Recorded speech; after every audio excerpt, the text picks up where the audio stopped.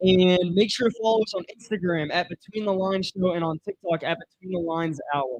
Now, I think We got some it's pretty good hot takes ready for this week, yeah, don't and we? this is the Bucks pregame show that you are listening to right now. Yeah, the Bucks Big play the Bucks game, Cardinals at 1 p.m. absolutely, man. at home at Raymond James Stadium, just over there and right on Del Mabry in Tampa. And we will be there next week We will for the at the Saints. game. Yes, we will be getting some amazing content there. So definitely make sure you are following us on every social media. Tampa Bay Sports Hour on TikTok and Not not Tampa Bay Sports Hour. That was Between our the Lines previous Hour. show, Between the Lines Hour on TikTok, Yep. and Between the Lines Show on Instagram. And if you find one of them, you can find all of them. Yeah, they're all connected. We even have a website and everything. Everything's set up pretty well. So can we get to your hot take, Jake? What do you have set up this week as far as your hot take goes? So I want to say this because I've seen a lot of chatter about the Bucks, and I just want to give some reassurance to some Bucks fans.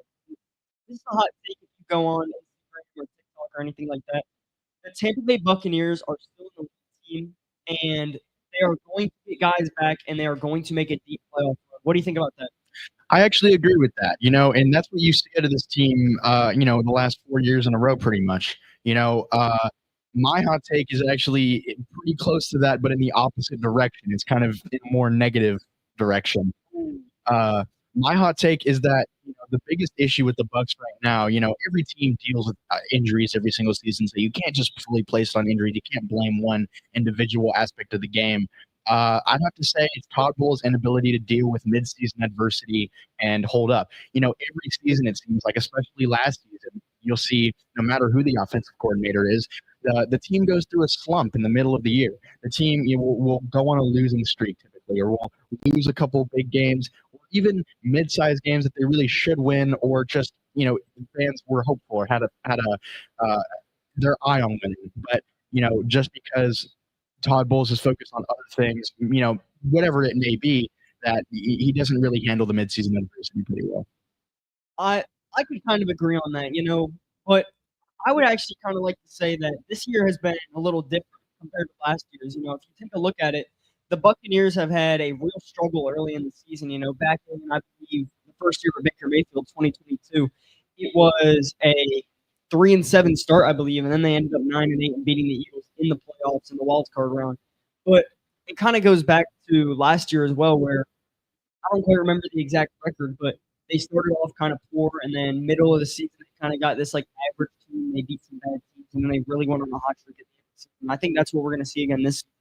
Yeah, and I honestly agree. I think that it'll be a lot of the same stuff, and I really hope that it will, because they always finish the season pretty strong. But I just hope playoffs, and anything can happen. Yeah, I just hope they wrap things up and get things together right now.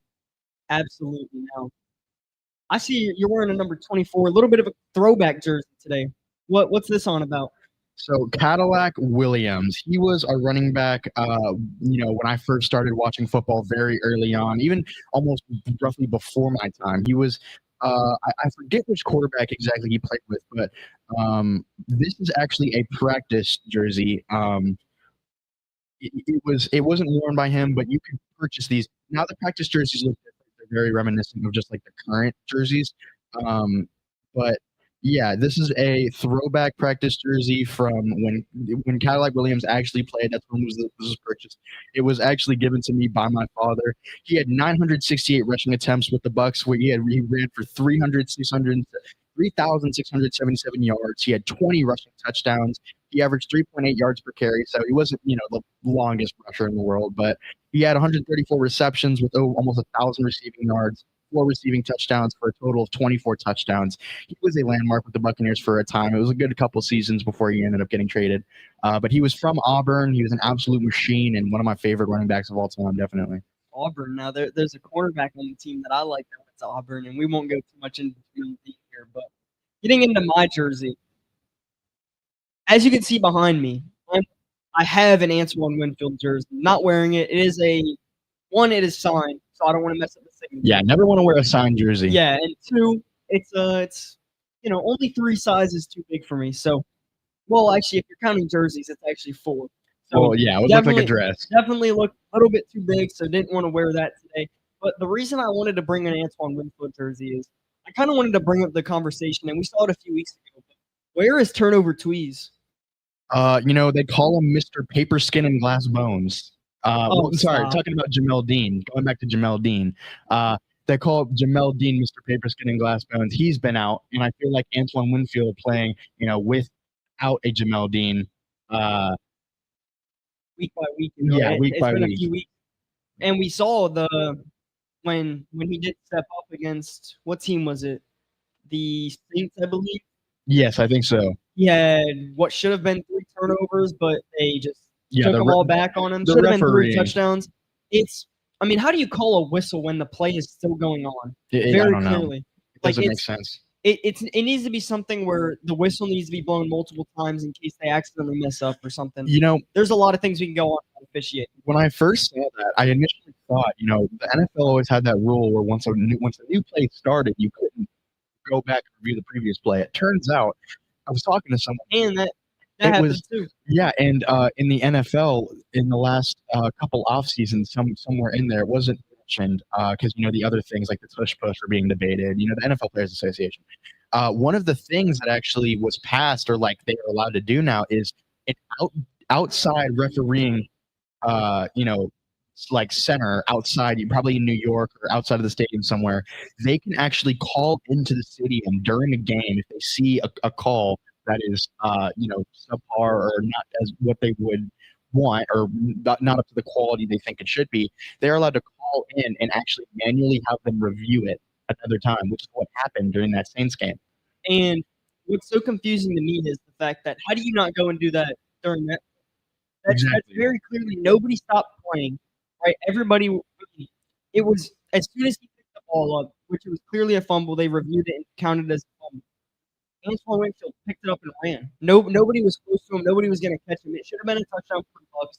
There was multiple plays like that for Tweez, and it's really unfortunate because those plays do really go a long way in terms of like all pro voting, and it really does mean something to those players because it's the potential of a Hall of Fame career or not. Yeah, another thing to mention is the players themselves, they work so hard for these like turnovers and whatnot, and yeah, it really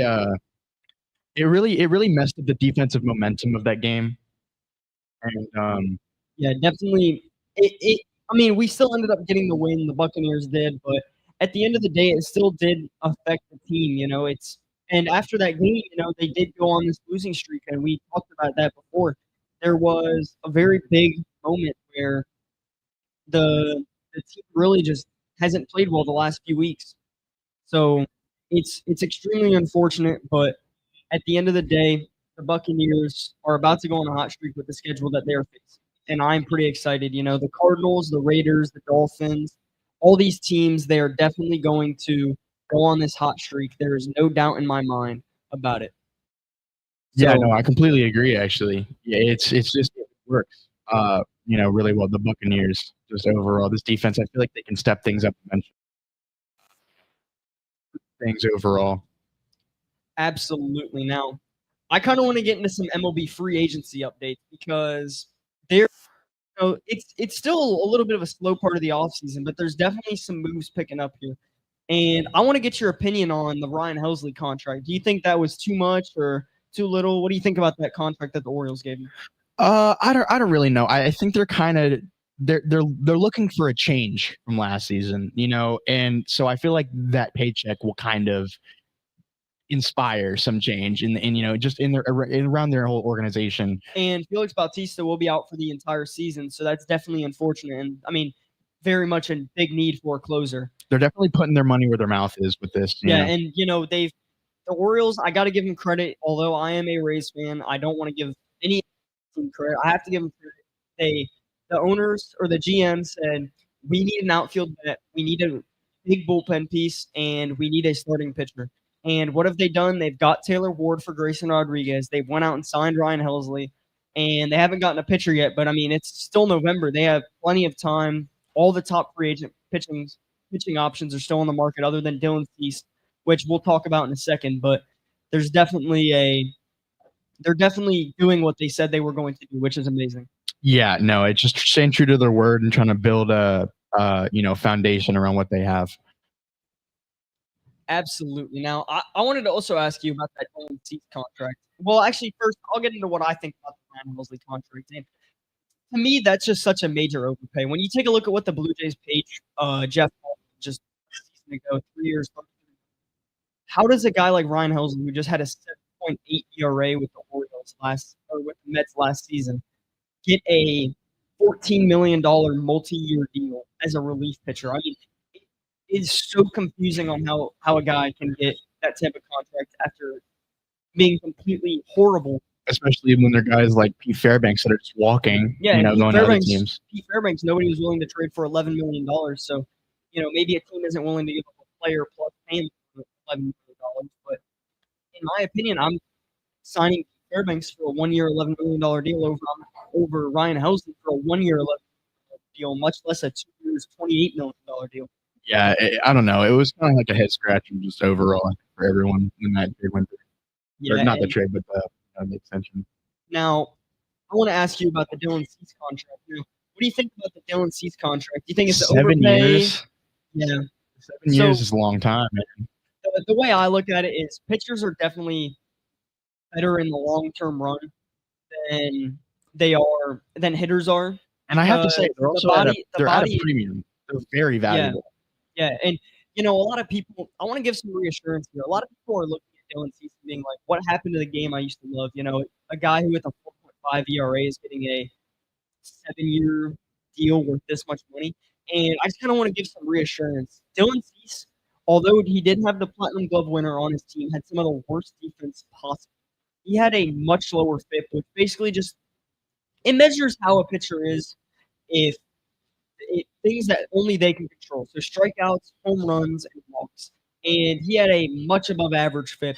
He has very high quality pitches. So this isn't a guy who they're kind of banking on getting back to previous years. They know he's still at that talent. It's just about him getting to where he was in terms of results and defense on the field. And the Blue Jays have a very high quality defense out there. Yeah, and I was about to say, what you saw in this World Series, they were so close to winning it so many times. And I feel like looking for that one little aspect of something that can improve their overall quality just as a roster, as a team overall, as their bullpen. And I feel like, Cease may very well just be that little piece that they needed, for all of them, either mentally or physically, to push them that extra step and win that World Series. And to me, this is more of I want to say this is more of a safety for them.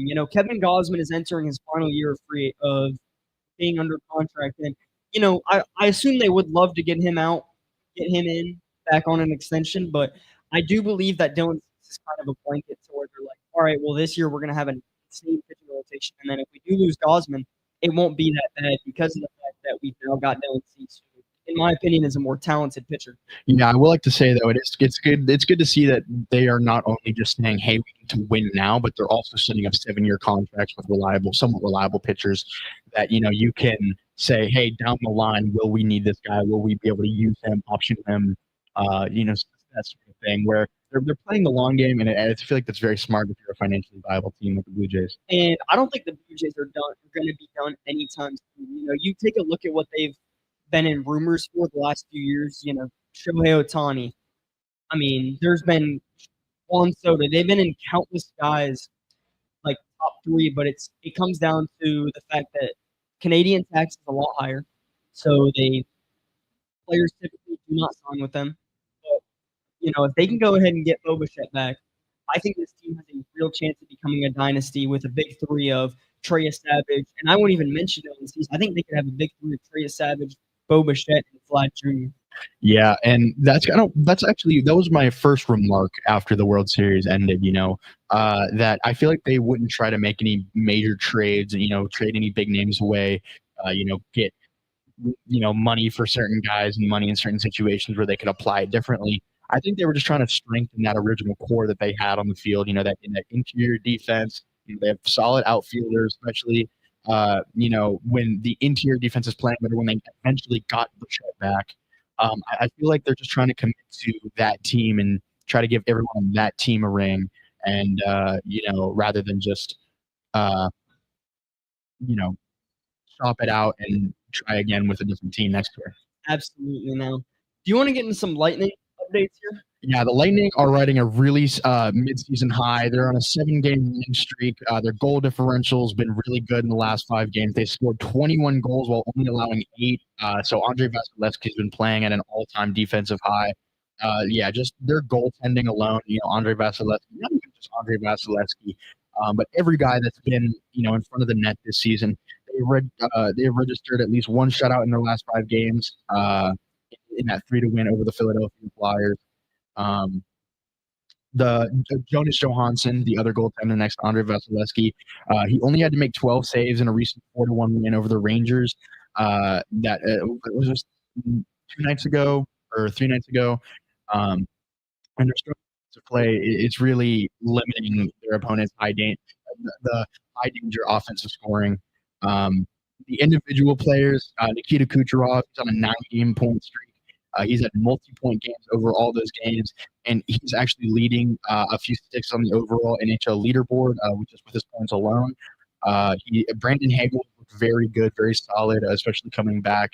With all these young guys, and just like even with the little things like when Braden Point was a scratch just because he missed meetings. I really like how John Cooper's using these younger guys. I say that every week, but John Cooper really is just doing such a good job of instilling these younger guys in the system. And even when you have big marquee offensive guys like Braden Point maybe missing a meeting, getting scratched from a game, you have guys stepping in and filling those gaps, and that's what makes this club so good.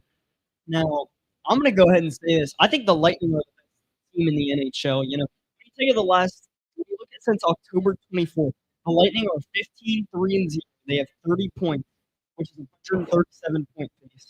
3.67 goals a game, which is second in the NHL. 2.28 goals against game, which is also second in the NHL. And an 88.9 PK percentage, which is third in the NHL. Yeah, another thing you're seeing, especially offensively, is just really simplest playing. You're seeing multiple guys get assists on these goals. Just because they're getting the puck up there and in the net doesn't mean that they're playing selfish. Doesn't mean that they're trying to just do their own thing. They really are spreading this puck around to absolutely everyone, even defenders, and it's creating a lot of good scoring opportunities for people, especially like Jake Gensel. He's looked very good this season. And the Lightning are riding a very good hot streak right now. I feel like they could definitely be Stanley Cup contenders again, just like they were the last couple of years. Going into this playoffs eventually. And it's kind of feeling like but that's looking down the road. It's kind of looking like a dynasty at this point. Honestly, back in 2020, 2021, they won 2 times in a row, and they've been back again. And I mean, it looks like they are in serious contention for being back again. They almost feel like an Astros situation here. Yeah, the Lightning were really what started that Tampa Bay kind of moniker for Tampa as a whole. They really just instilled a winning culture, and Tampa kind of built around that confidence. Absolutely. Now, do you want to get into some? Let's see. You want to get into some NFL picks here?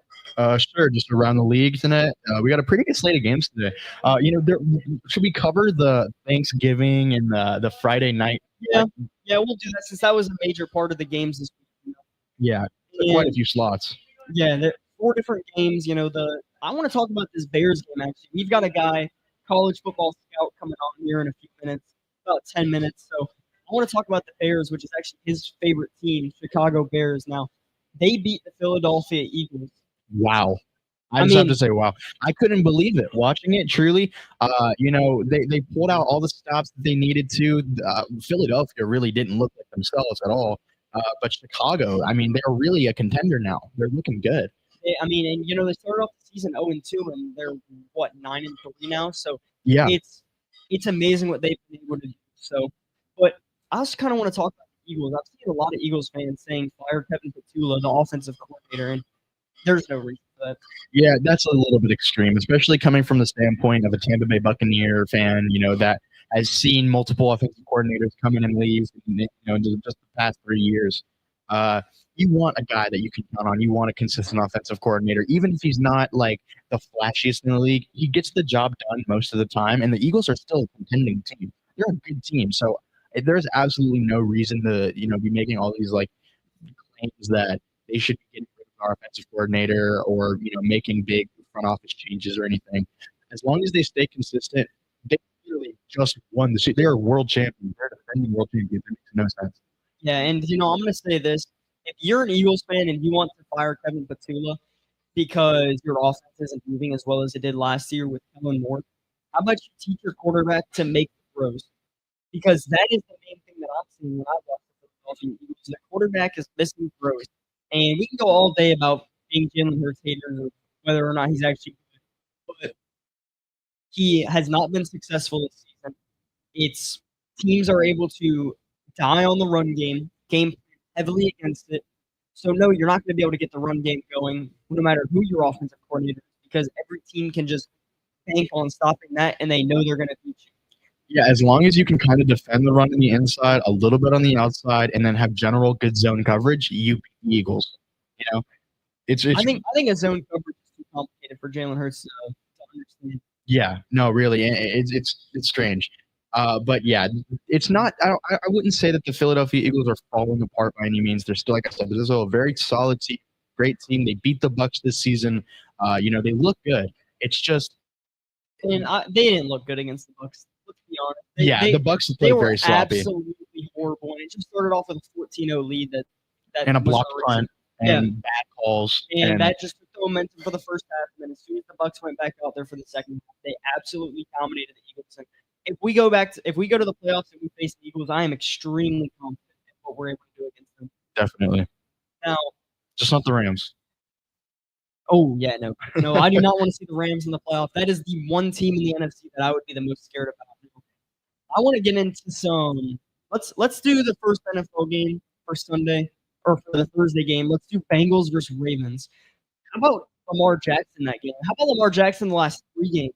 Yeah, I mean, What is going on with Lamar Jackson? I don't know. I want to say that he's in a weird headspace because he was coming off of an injury that kind of affected his, entire mentality on the season. But I don't know. I can't even tell you.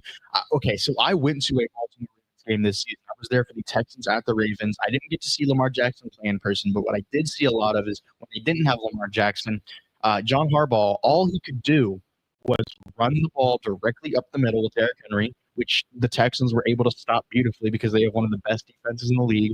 But just every team now, even teams with bad defenses like the Bengals, they can read the fact that Derrick Henry is going to be running up the gut for 80% of the snaps. And or Lamar Jackson, it's just going to be a Mhm. read option. It's read option. Lamar Jackson is becoming a much improved passer, but he's kind of going back to his rookie days. I never liked how people referred to him as like a running back rather than a quarterback. He's a good passer. He has good downfield vision. He really is a pretty solid quarterback, like throwing wise. Running definitely. He's one of the best in the league. But he's kind of looking underdeveloped. It's very odd. Yeah, definitely. And first game with Joe Burrow being back, definitely a big win for the Bengals, who still have their hopes on the playoff. It's going to take a lot to get them there. Yeah, I feel like Joe Burrow and that win was just it created so much momentum for the Bengals already, and I feel like they're going to try. Talking about riding highs, I feel like they're going to try to ride that high as far as they can, as far as it'll take them. And this is, a contender in the AFC. Maybe not this season, but a typical contender. And I feel like they're just going to build off of that, and stack some goals on top of it. Absolutely. And they don't want to have any chance at making the playoffs. But how about the Dallas Cowboys and the Kansas City Chiefs game? What is going on with the Kansas City Chiefs this season? The Kansas City Chiefs. Well, okay, the Kansas City Chiefs are having a very strange run this season, but I do also have to credit the Cowboys with being on a great run this season. They do look like a very, very, very solid team in the NFC. Jerry Jones might have fixed the team. Yeah, no, truly, especially at the trade deadline with everything that he did. Getting Quinnen Williams, watching that game on Thanksgiving, Quinnen Williams is a real force. And looking back the last few weeks, you could argue the Cowboys have, other than the Bengals, really the worst defense in the NFL. Maybe you could argue it was worse. Especially after losing Micah Parsons. That was a big blow for them. Yeah, and then, he's going to go out and trade for a guy like Quinnen Williams, who honestly revolutionized their defense last week. That was a completely different defense that we watched. They still let up 28 points, but they were swallowing Patrick Mahomes. And I have to say, it almost looked like the 2021 Super Bowl. Like he was just being chased the whole game in the backfield. And it wasn't even always him. He was just creating such a big force on the D line that he was drawing double teams, and he was more of a force than he was even looking out to be. Yeah, he was adding so much pressure. I feel like Patrick Mahomes wasn't able to make like decisive, decisions based on the game, and he wasn't able to read the defense as well because the defense was constantly in his face. Yeah, absolutely. Now, last game here on Thanksgiving, Packers versus Lions. What do you see from that game? That game, I mean, they're both great teams. They both have a chance, and I think that interdivision, it's close. They have so much deep hate for each other, but I think the Packers really deserve that win. They just played harder. I'll say this: Jordan Love was kind of looking like 2007 Aaron Rodgers out there. Oh, definitely. I mean, when you look at the stat line, it's not all too impressive. 18 for 30, 234 yards, and 4 touchdowns, no picks. But watching him play there, I mean, he was completely dominant. There was almost nothing the Lions could do. Yeah, it was insane. And I do want to say this: I want to see this Lions stop going for it on fourth down so much. It was cool for a few years, but now I feel like teams are really starting to pick up on what they're doing, and it really hasn't worked this year. And we saw it with the Lions. I believe they're 7-5 now, and not even in the playoffs. Not even in the playoffs right now. If the season ended today, everything can change by then. But it's still a very weird sight to see no Chiefs and no Lions in the playoffs. Yeah. Okay. It was good. It was good to have that analysis of games that have already been played. But just quickly before we get to the segment where we do have on the the college football scout, I would just like to do a quick rundown of the schedule with you, the NFL schedule, and then we'll go winner. Who's gonna win? Yeah, who's gonna win? Who's gonna lose? Cardinals at Buccaneers, 1 p.m. I mean, come on. I'm gonna go with the Tampa Bay Buccaneers easily. I'm gonna go with the Tampa Bay Buccaneers as well. The Cardinals are very injured, and the Buccaneers need this one at home. The Rams at the Panthers. I mean, we watched the same Rams team last week. Give me Here the Los at Angeles Sports Rams. Bar and Grill, you got to go with the Rams against any team in the league right now. The San Francisco 49ers at the Cleveland Browns. I mean, it's the 49ers again. Brock Purdy is back. Yeah, no, it's just like and they were good with Mac Jones, so they're only going to be better with the real starter. Yeah, it's a pretty good game, but I'd say the 49ers. Texans at Colts. Give me the Colts. Yeah, you got to go with the Colts again. Is CJ Stroud back? I don't know. He's either this week or next week, I can tell you. It looks like CJ Stroud is actually active, so yeah, he will be playing. Okay. Saints at Dolphins. That's just as bad as it gets there, Yeah, not much of a matchup there, but I'll take the Saints, to strengthen the NFC South a little bit. I'll go with the Dolphins. Falcons at Jets. Falcons at Jets. I'm going to go with the – you know what? I'm going to go with the Jets. Yeah, give me the Jets and a little bit of an upset there at home at MetLife Stadium. Yeah, it's a little colder. A little colder. Atlanta's typically pretty warm. It gets a little colder. And they play in an indoor stadium, so they're used to indoor, And with, with the Jets, both teams are now starting technically backups, I guess. Mm-hmm. Tyrod Taylor's – I guess he's a starter now technically over Justin Fields, but easily – actually, I'm going to say easily. I think the Jets are going to win in a blowout there against Kirk Cousins. Jaguars at Titans. Jaguars at Titans. You got to go with the Jaguars. Yeah, give me the Jaguars. Okay, now for the 4 p.m. games at 4:05 p.m., we have the Minnesota Vikings at the Seattle Seahawks. I am very excited to see Max Brosmer start at quarterback over J.J. McCarthy, who's currently out with a concussion. He is a Minnesota Gopher legend. He was an amazing quarterback in college. Not the biggest school, but it definitely was a amazing scenario. Yeah. And just to quickly, before we take this call, just to quickly put these scores. The Las Vegas Raiders at the Los Angeles Chargers. Give me the Chargers. I'm also going to go with the Chargers. The Buffalo Bills at the Pittsburgh Steelers. I'm also going to go with the Steelers. I'm going to go with the Bills. The Bills. The Denver Bills Broncos. 8:20 primetime game tonight. We have the Denver Broncos at the Commanders. You got to go with the Broncos. Still no Jaden Daniels. It's absolutely the Broncos. Yeah, a lot of people argue that the Broncos have played one of the easier schedules in the NFL this year, but I have to say that the Broncos will take that W over the Commanders in Washington, D.C. How are we doing? Who are we talking to today right now? Hey, what's up, guys? How y'all doing? How's it going? This is Ben Wurzbacher, scout at SIU. How you doing, Ben? Great. Okay, so another opportunity. Absolutely. Now, I want to get into some college football since you are a college football scout. What are your thoughts on just college football as a whole right now with the season wrapping up? I think it's definitely, especially now, playoff, it's definitely getting better. NFCS starting to play off. Just good on that. So, pretty good. But for things like recruiting and portal. It's definitely not where it should be. Always improving there, but nothing I can do. So I just do my job do it, at a good level. So, I have to ask, you're kind of up north in that little area of the nation. How did you feel about Ohio State marching into Michigan and beating them yesterday? He is an Ohio State uh, fan, so Oh, not know yeah, that. So we have yeah, a Buckeye on, a Buckeye fan. How do you feel yeah, about your Buckeyes beating the Michigan Wolverines? before I did all this, I was a big Ohio State guy. So definitely happy. They went down with a win, just good for them because they needed that one 4 in a row.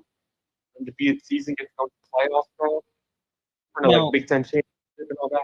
who do you think is going to win the college football playoffs? Bias aside, total here. I'm still probably gonna go like Ohio State, but to me it also depends on who wins Big Ten championship. I Yeah, think because Ohio State last year what they did is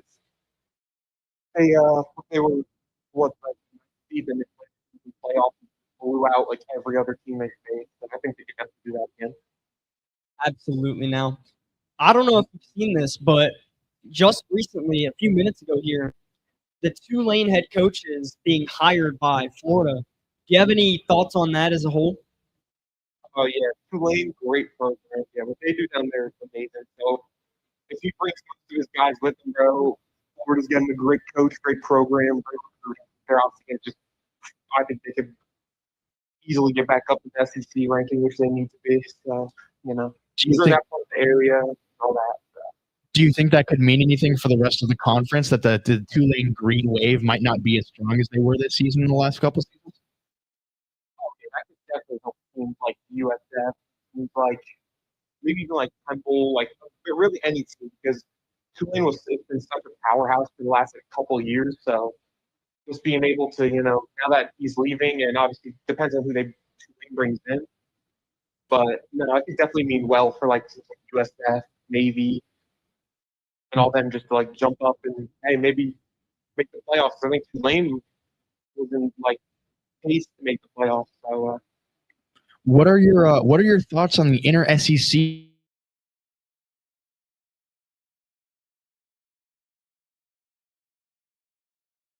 I think it's interesting because he's leaving, in my opinion, a top job at Ole Miss to go to a probably like a top five in LSU. But it's obviously all the money number, but I think it's a good move for him because LSU obviously they can bring in like anybody. And And they jumping recruit that area. and jumping conferences really quick, do you think James Franklin is going to make any noise at Virginia Tech in the next few seasons? Oh yeah, I think he's going to kill it down there because just what he's done already by bringing in like all the Penn State guys that he recruited. So I think he's going to kill it. Yeah, no, sorry I had to ask so many coaching questions. There's just been so many detrimental coaching changes throughout the college football And scape I this mean, season. we really haven't even got through all of them with USF, potentially losing Alex Galesh. Yeah, no, Yeah, that's a big I think one. you're fine. No, it came out as if Or, he signed, and now he's kind of playing it down and saying he hasn't accepted it yet. So it's kind of a behind the scenes thing right now, whether or not he takes the Arkansas job. But I still do believe that he is going to leave. It is a much better opportunity. It's for an him. SEC program. Yeah, it's a much better opportunity for him. So I believe he will take it. well, just so you know, I'm hearing Auburn. Auburn with him too. Wow, that's Mm. there definitely is going to be a lot of teams calling him after what he's done with the USF program over the last few years. Yeah, I mean, if you just look at what he's been working with, he's done numbers for the program. They look as good as they did in 2007, really, with Jim Levitt. They've made so much noise being ranked multiple times this college football season. What do you think the move is for USF if they were to maybe lose an Alex Galesh, maybe lose some of their top recruits? As a recruiter yourself, what would your first thought be to do if that happened to your program? Well, yeah, like so that happened in the case of like a kid like decommitted. So it's like sometimes it's just got to go out and get the next guy. So always next guy up because hey, we have database of going down multiple lines and all that. So it's definitely just finding the next guy and just building that rapport with the guy and just getting them. Definitely, yeah. Football is a very next man up kind of mentality driven sport, and it trickles all the way down to the recruiting process, especially now in the age of NIL. How do you think NIL has affected your job personally, or were you working with this before NIL was instituted, or have you seen it change college football in any ways? No, this is my like first. I've only done one full year, so but no, for like NIL in general, it's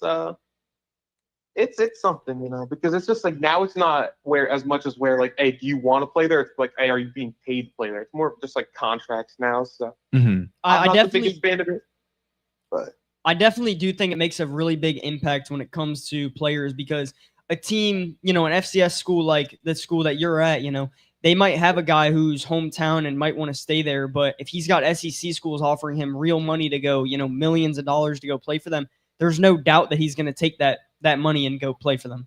Yeah. Oh, yeah. 100%. Well, with NIL, do you think that, in a lot of ways you could argue, well, now that you can offer players things and it's not, against the rules and you don't have to do it under the table or whatever, would that make your job a little easier? Or do you think that because you have to incentivize all these, kids with specific things that you maybe wouldn't have been able to before, it makes it a little harder because they expect more? That's a great question, but I think it makes it like a little, I'd say a little harder, just because then you gotta because you have to. That means they have to keep up with like more money numbering and all that. So you got to make sure you have the money to be able to give out all these like scholarships and all these incentives, but because you just can't guarantee it to every kid sometimes. So it's a little tough. Because for us, we're not that obviously we don't have the most money in the world, so we got to do with what we got. So. Yeah, and you've got to kind of pick and choose whether or not you're going to go out and get a bunch of guys on, lower money, or if you're going to go out and get 2 or 3 guys on, really big money. So it's definitely a challenge, and you've got to try to budget it the right way. Yeah. We don't got that much, so it's just, just doing what we got. Now, kind of wrapping up some college football here, and then we'll get your take on some MLB and some NFL to wrap it up, but is there any team that you think is kind of a sleeper right now in college football? I'm gonna go group of 5 because I watch a lot of group of 5, so I'm gonna go with like one team that I think would be good in the next like couple is probably let's go like Temple, because I like Temple. I like what they're doing. They got a good group of guys. I like the area that they got, like Pennsylvania, great area. So I think they'll be a team to watch out for in the American stuff for the next couple, especially like I said, with y'all, with like Tulane leaving. So Temple could definitely jump in there and Yeah, no, and just continuing that conversation we were just having, as of 11 minutes ago, you were correct. It does seem that Alex Galesh is being hired by the Auburn Tigers to be their next football head coach. Obviously, it could be alleged as of right now, as was the Arkansas news when that first broke, but it's looking as of 11 minutes ago that Alex Galesh is an Auburn Tiger. Yeah, that'd be a good move for him, and obviously that'd be tough on USF because he did a really great job of rebuilding that program. So. And with Alex Galesh potentially leaving, we'll say the scenario where he does leave. Do you think now they will lose quarterback Byron Brown? Either to the draft or the transfer portal? I think to the transfer portal makes the most sense, because I think he's still, if he has one more year, I think he's going to take that other year just to keep boosting his stock. Because I don't see a reason for him to right now just go to the NFL. I think he's just to be a late round draft pick, maybe even undrafted. Yeah. Especially because I don't know what next year's looking like. So. Yeah, I mean, the Jets might be looking at him right now as the future. You never know. Hey, the Jets look at any quarterback that can throw a football. So. Hey, the Cleveland Browns might be looking at him like he could be, he'd be an option. That's true. Or they might go with Shadur. Who knows? All right, now just some takes on the MLB.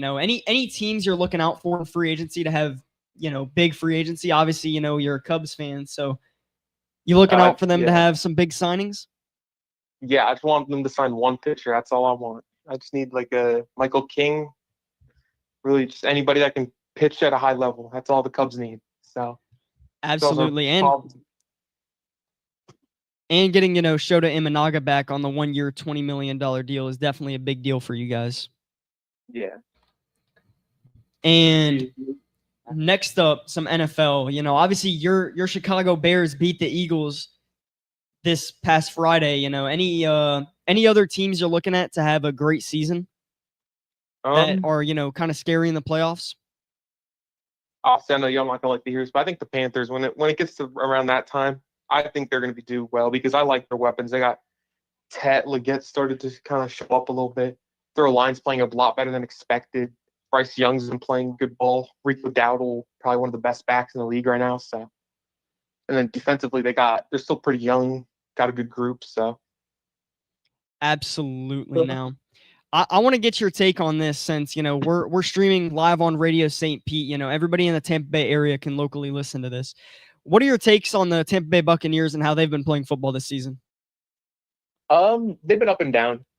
I think they could definitely obviously do better, but like injuries also aside, but because Mike Evans is he's been out for how long now? I don't know the exact time, but he's been out for a couple weeks. Been a few weeks, but he's getting closer to returning. He's no longer in a sling. I believe he is back to working. And, you know, Jalen McMillan, another standout wide receiver from last season, is also cleared by medical staff, which we haven't even mentioned yet, but he has been cleared by medical staff and he is ready to make a play and come back to practice next week. Yeah, because once those Bucks get healthy, I think they're gonna go crazy. So now, prediction. I think we lost him. I think we lost him too. You know, but let's just get into some Buccaneers talk here. Oh, we got him back. Okay, we got him back on the line. All right, we can hear you. Got me up. Yeah, all right. yeah. All right. So, getting back to it, what would be a scenario? You know, do a normal one and then a bit of a hot take. What do you think a possible Super Bowl matchup could be for the NFL? Possible. I'm just gonna have to throw the Rams in there. I think they're the team to beat in the NFC. I don't think that there's a better football team right now. So I'm gonna go. I guess they're obviously the two top seeds, but I'm gonna go with the Patriots as well. I think what Drake May is doing is he's playing great ball. He's probably the best QB out of that class so far. So Rams and Patriots, a good old what is it? 2018 rematch there. Yeah, that would be pretty good. I wouldn't mind that at all. Being that you're a Chicago Bears fan, how do you feel about Caleb Williams this season so far and what he's been doing? You know, in his what is it? His third season now? Second season? Second season, yeah. I think he's playing great ball. Obviously, people like to look at the counting stats. They're not like obviously where they probably should be, but I think what he's doing is just commanding an offense. And obviously, you saw with the running game against the Eagles, like that's just what the Bears can do. I think they can keep on that. Just keep showing out. All they got to do is just keep trusting, just keep putting faith in him. He'll obviously still needs a lot of it. He's still got a lot of improvement, obviously, because his completion percentage this last game was just like it was not good. He did not complete a lot of passes, but and then he still comes out there and still wins every game or almost every game. So. What are your opinions on the signing of Joe Thuney in the offseason specifically, that former Chiefs offensive lineman, multiple-time Super Bowl winner with not only the Chiefs but also the Patriots and Tom Brady? He's kind of been a part of every dynasty at this point, you know? Yeah, no, he's had a hand in really most of the dynasties that we've seen in the last few years. Do you think that he could be doing that with the Chicago Bears as well, the Joe Thuney effect? All I'm going to say is I hope so, but no, he's a great signing, obviously. He's been one of the best. He's still one of the best. I don't know, obviously, like, PFF, what they got him at, they probably got him as like top 5, and I agree. He's been great. So and the Bears, you know, the Bears have completely revolutionized their offensive line, and I think you can credit a lot of their success to that. You know, they went out and they knew it was a priority in the offseason, and they went and really made sure that it was something that they got. Yeah, because they needed that. Because Dahlman was a great signing. He's been great. Jonah Jackson was a great trade. Darnell Wright just got stepped up even higher in a level, so it's just been pretty good. And on the defense, you know, guys like Nashawn Wright have really stepped up as well. Yeah, and Nashawn Wright, I just call him legit just Trevon Diggs. He's kind of similar. Yeah, kind of a lot of picks, gives up a lot of big plays too. Yeah. Absolutely. Now, we want to thank you for coming on. Do you have any social media or anything that you want to shout out? Not really, but obviously my Twitter, but it's at Ben_Wurzbacher if anybody wants to, you know, shoot the follow there. But that's really it. I don't use much social media, as you know, a little bit. So All right. Well, we want to thank you for coming on. That was Yeah. Ben Wurzbacher, scout at SIU. Now, Thank you so much for coming on. he's gone now. So yeah, no, if anyone who's the listening, opportunity, if he was listening, thank you for coming on. We appreciate your time. And yeah, what's our next segment that we have to get into? There's so much sports to talk about this week. I think, I kind of made this segment because I knew you would want to talk about this. It's a Bucks rant. Yeah. I just called it that. Let's get into a rant about the Buccaneers, and I'll let you start because I know how you feel about them. Well, the Buccaneers right now, favorite team. I'm biased in a lot of ways, but, trying to separate myself from that and, be the most unbiased that I can. The Buccaneers, they really don't look great right now. And you can argue that most seasons they fall into the kind of like a midseason slump where they're facing some adversity. They have to find a way to handle it. They have to get that chip back on their shoulder. Baker Mayfield needs to log back in and just go and win out a few games and, look good going into the postseason. I don't think that is a consistent model. I don't think that's what you want out of an NFL team. I don't think you want, we're going to suck for half of the games, a little less than half of the games in the season, but we are eventually going to have a winning record and then make it in the playoffs to be a first or second round exit. I feel like the ambition every year should be not just to save the head coaching job, not just to, do any of that sort of thing. I feel like I'd rather just try to make an actual credited Super Bowl run effort every single season rather than just, accept that the Buccaneers win an eggshell division every year. The Buccaneers are all right compared to most teams in the NFL. Yes, the Buccaneers have made the playoffs the last few years in a row. I don't feel like that should be the expectation. I feel like it should just be we should be performing at a higher level than they currently are. And, I brought this up a few days ago. It's kind of like the Buffalo Bills in a scenario of, they're getting to the playoffs every year, but they're just not making it. And, is that kind of something that you feel like we're kind of like the Bills, or do you think it's a worse scenario? I feel like it's more similar to the Bills than I feel like people would think, because the Bills, they have Josh Allen. They have, that's really it, honestly. Yeah. For true complete superstars, all pros, they really only have that versus the Bucks, who have, in all pro talents, they've got Mike Evans, Vita Vea. Exactly. All these guys. Which is why I raise another point as to if we have all these, talents that we can eat, that many people around the NFL can recognize by name, Levante David, one of the best linebackers in the league, like you were saying. Antoine Winfield. Then on the offensive side, Mike Evans, Chris Godwin Jr., Jalen McMillan, who made some noise last year. Obviously these guys are injured, but when you're not crediting it to injury, you have to look at who's wasting this talent every year. Todd Bowles, the head coach. Wow. And I have some breaking news here coming out of Auburn football. It is official, posted by the official Auburn account, that Alex Galesh will be the head coach of Auburn football. Wow. Yeah, no, that's a tough break for a lot of USF Bulls fans. I know I'm, right now I'm pretty upset about it, but 2 years in a row now. Yeah. It happened. Tampa Bay sports, it goes from Liam Cohen, I'm going to stay. I don't want to leave. I want to come here and I want to win a Super Bowl. Now Alex Galesh saying last year, I'm not going to leave. I want to stay here and complete this with Byron Brown. And now leaving just days after he said that. And that happened the same thing with Liam Cohen. What is up with guys? And even, this goes back to the transfer portal as well, back in college football talk we had with Ben. There's so much of switching up on your word. Like, to me, if I was an NFL team, and, this is specifically, I guess, for coaches, but also for players, why would a team go after a guy like you if you're just going to switch up on your word and lie to them so much? Yeah, no, it really doesn't make sense. As to why, these coaches can't really stay true to their word, why they give the fans one sense of false hope and then they decide another, why any of this happens doesn't make a lot of sense. But, I am ultimately happy for Coach Alex Galesh and, his inevitable success that he will most likely see at Auburn.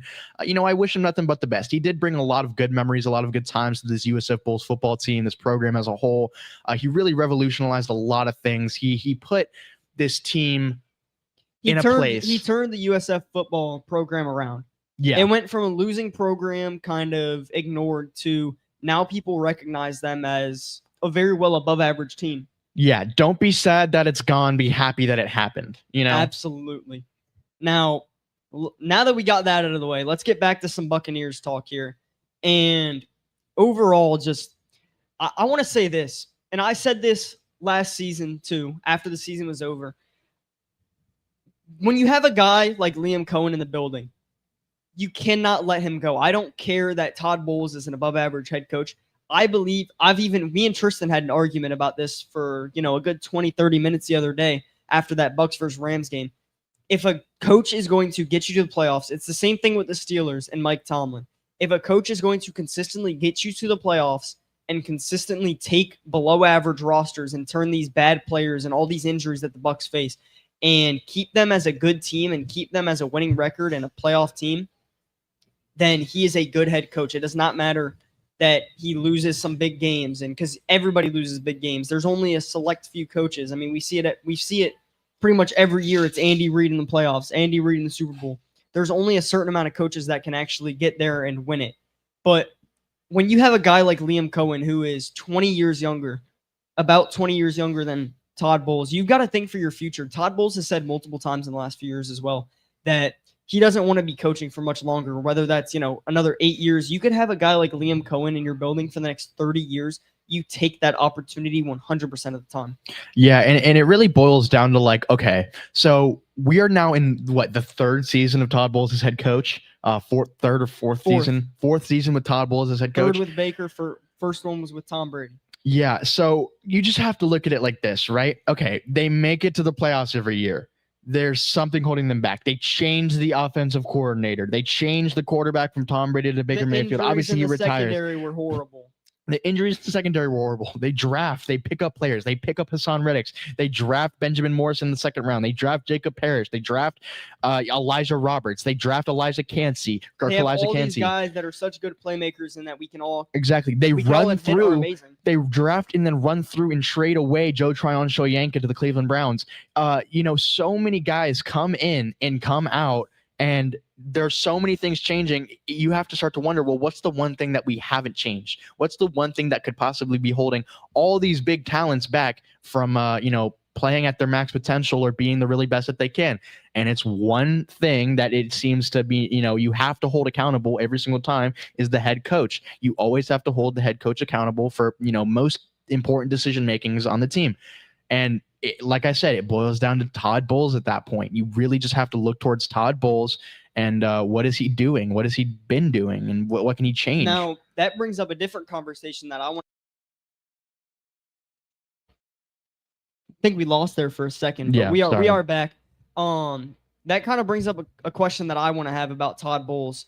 And do you think that Todd Bowles is actually, elevating these players? Like, what if in a scenario Jamel Dean is not a good corner? What if in these scenarios Jacob Parrish isn't good? What if Antoine Winfield actually isn't good and Todd Bowles is elevating their play only that much more? I have to say, Todd Bowles is one of genuinely the best defensive minds in the NFL today. And he's respected as that across the league-wide. He is a fantastic defensive coordinator. He is great at that, and especially, when he has to, especially in big moments. He's great at making halftime adjustments. But, something that's important to be said is the Buccaneers are constantly adjusting to other teams. Other teams are never adjusting to the Buccaneers. I don't know if you've noticed that, but at a point, we should be setting the tone. We should be going out there and not relying on our defense because we know our defense can eventually come up with a stop because we have a defensive-minded head coach. We should have someone who's pedal to the metal all the time. And Todd Bowles kind of started to realize that in the offseason. He said, hey, the only way we're going to win is if we score points. But, it's really making the most of the opportunities when you have them, and the Buccaneers have not been making the most of the opportunities they've been given recently, and I feel like that's really been hindering their performance as a whole. And like I said, Todd Bowles is the one you have to hold accountable for that. He's the head coach of the entire team. So at a point, it really just boils down to Todd Bowles. That's the bottom line, is his performance as a head coach. I do think, like I said, he is a great defensive coordinator. He does elevate these players in some ways. He does, expand these players' minds and, make them see defensive lineups and, coordination that they've never seen before. And it's a completely different scheme than a lot of other schemes. Even players like Jordan Whitehead, when they were coming in, they talked about how, different it was than other teams they'd been on. But it's like, it only works to a certain point when you're putting Vita Vea in coverage on wide receivers and stuff. Like, you just have to lock in and make a decision that will positively impact the organization. I could agree on some of those points, but I also disagree on some of them. I think, where you kind of say he's a good defensive coordinator, the conversation that, me and my dad have had a lot is, should the Buccaneers give up Todd Bowles as being a head coach? Not give up being him a head coach, but should they give up his defensive play calling? My dad does not like the fact that he is a defensive play caller, but in my opinion, I mean, there's really nobody else in the league who does it better. So you can't just take that away from Todd Bowles. Well, if you take Todd Bowles' defensive play calling away from him, you have nothing. I hate to be like that, but he's not a good enough head coach to not be calling the defense, because that's what he was. He was a defensive coordinator that just wasn't, ended up being the head coach of the Tampa Bay Buccaneers. The argument I always bring up to him is, although for our scenario it is defense, when you take a look at some of the best head coaches in the league, they are play callers. Dan Campbell now, as of recently, 2-3 weeks, is a play caller. But after losing Ben Johnson. And the offensive coordinator for them wasn't quite doing it very well, so that he took over play calling duties. But it's also going to, Kyle Shanahan, play caller.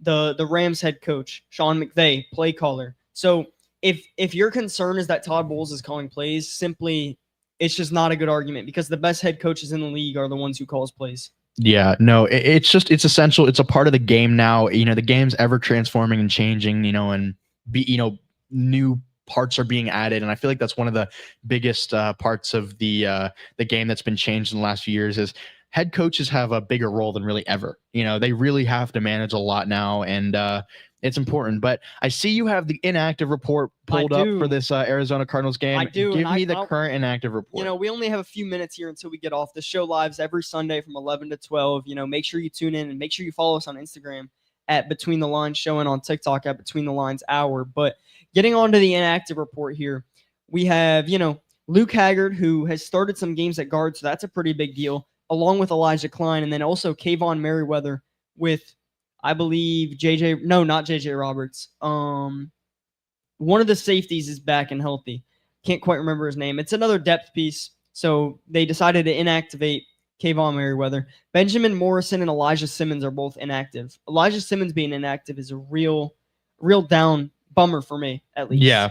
The last few weeks, he's been really good, but I like how they work him in the scheme. Yeah, absolutely. Him kind of rotating plays, but I think what they're doing is they see how much Elijah Roberts is progressing, and they're kind of realizing that they don't need to rotate them as much. Yeah. But some big news with that in the inactive report. Connor Bezelik is the sixth guy, and Bucky Irving will be returning to football this week. Jamel wow. I mean, Bucky Irving returning to football, first time since week 4? And he didn't even get put on the injured list, which is a completely separate issue. We talked about it last week. But Hassan Reddick is also active. Jamel Dean is also active. Bucks fans will be eating today. Baker Mayfield, who had some big injury, didn't even play the second half with Teddy Bridgewater coming in, will play. So a lot of Buccaneers are coming back. And, that's only the start with Jalen McMillan being cleared now for practice. Mike Evans, I've heard, is getting closer and closer. Kalijah Cansey is now off to the side working with trainers, who was once deemed as a season-ending injury. So the Buccaneers are on the up and up. They're getting healthier, and it's the perfect time of the season to start getting healthy. Yeah, you know what? I right before you close this out here, we're coming up right on the 59th minute of the podcast this evening. Or this morning, I should say, about to be the evening, about to be a Tampa Bay Buccaneers showdown at home versus the Arizona Cardinals at 1 p.m. Of course, this is the pregame show. There's so much to look forward to for not only this game, but for the rest of the season as a Tampa Bay Buccaneers fan, and really as a Tampa Bay sports fan overall. The Rays are soon to be back in the Trop in April. So many big things. The Rowdies will be back eventually. The Lightning are one of, if not the best NHL team in all of hockey. Tampa Bay sports, it's really almost starting to feel like Tampa Bay once again, I feel like, in a lot of ways. And, you just got to stay optimistic about everything, no matter the injuries, no matter the coaching, no matter anything. We talk a lot about serious stuff on this podcast, and I think it's serious too, that the Buccaneers have a good shot at winning today. And if the Buccaneers can pull out the right stops and do well on offense, then that's what we'll see. And we want to thank you for tuning in to this week's episode of Between the Lines with Tristan and Jake. As always, we'll be live every Sunday from 11 to 12. And make sure you follow our Instagram at Between the Lines Show and on TikTok at Between the Lines Hour. Thank you for listening and have a great weekend.